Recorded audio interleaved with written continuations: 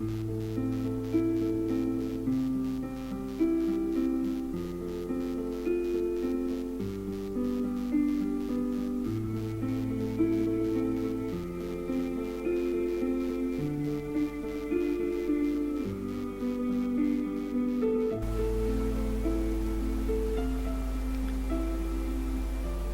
was leaning on the slip rails with an apple in her hand, an offering of friendship to a mate, a Brumby who'd been rescued from an agonising death, who now stood quiet and docile by the gate. His soft and questing muzzle took the apple that she held.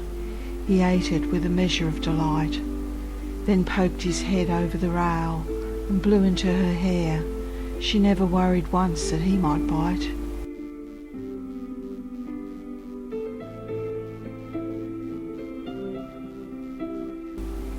She asked in her child's simple way, as little children do, "Why do they shoot horses? That makes me sad. Why would you hurt an animal that is so good and kind? Was it because they did something real bad? We learnt at school that horses were the backbone of our country. They worked for us and carried men in war. This country wouldn't be the special place it is today without horses. What do we shoot them for?"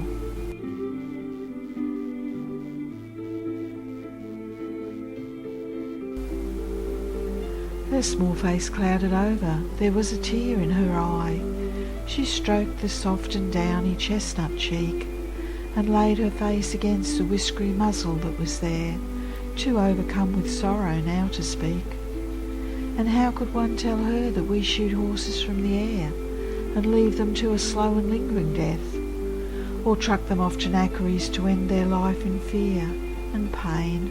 Should we not sorrow for their death?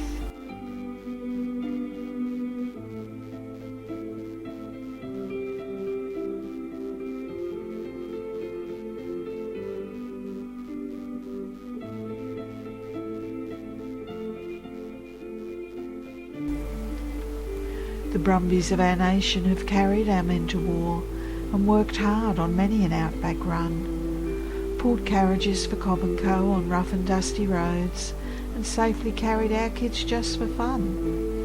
They helped to explore this nation back in its early days, going without water and often feed.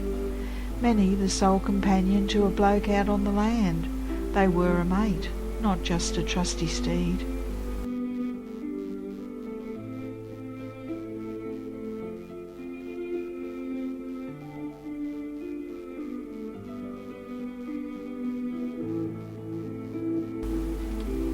And yet we now stand mute and silent, let the carnage rage, our horsepower now purely mechanical.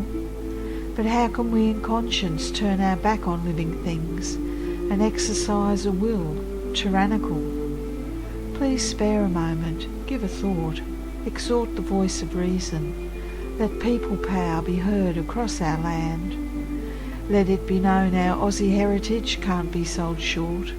We need to save our Brumbies and their bloodlines while we can.